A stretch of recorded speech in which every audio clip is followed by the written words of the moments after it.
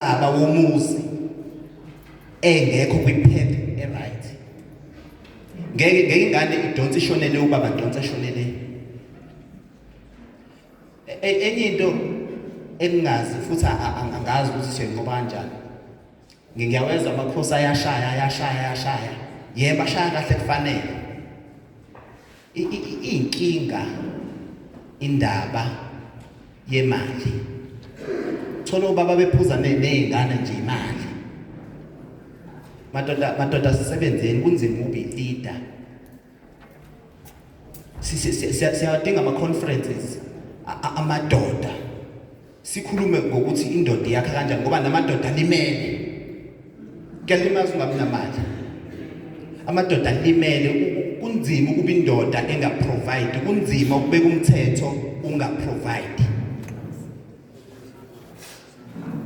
Uyoze uve ngayo yonke into ekhona nje ukuthi hayi amalungelo hayi ukuthi vele into ekululazayo ekhaya ukuthi vele uprovide ngendlela efanele uyindoda. Mo indoda kulindele ukuthi you need to provide and protect. So madoda usamningi umsebenzi ekumele siwenze. Angibathethelela abakhulayo. So sebenza ngabo kodwa indaba inakele kakhulu ngokwami ukubona. Ngithatha le-advantage ukuthi ngiphefumule ngikhuleke ngoba ngiphefumule emzimbeni wami. Ngokwami ukubona kusamele sike sihlanganeni mameya sihlela ama-conference ukuthi senza kanjani ukuthi okungekho lesizweni kube khona.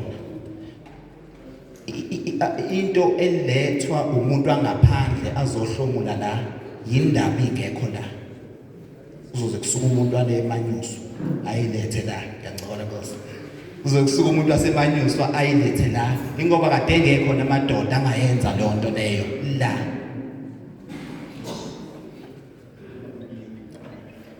Sengivala kule post leli lithinta nje ekhaya ngoba belibheke nje kwindoda njengoNkulunkulu njengenkosi njengohulumeni ekhaya.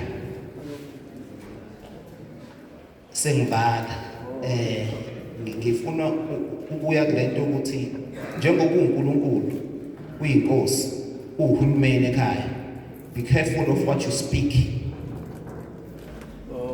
Ngokwazi kwami noma ngimfishane ulimi lagcotshwa endulo. Lonto ikhulumayo ngolimi lakho wena uNkulunkulu kuleli ekhaya uyayitshala ukuthi mayenzeke kuleli ekhaya. Lento ikhuluma phezulu kwabantwana bakho, phezulu komndeni wakho umnumzana. Uyayitshala lonto leyo. Ulimi lakho lwagcotshwa lanikwa amandla. Mfundisi wangifakazela. Ulimi ulagcotshwa.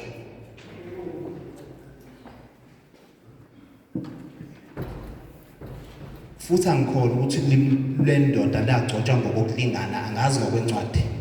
Angikholwa lagcotshwa ngokulingana nowesifazane. Ngikholwa ukuthi ugcobo olulele olimini lomuntu wesilisa lunamandla.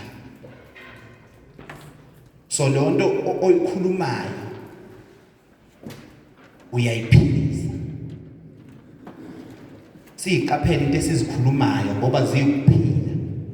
Into esizikhulumayo ziyasidefine, into esizikhulumayo izona zinto esisuke sithi mazenzeke phezulu kwempilo zethu noma phezulu kwempilo zabantwana bethu.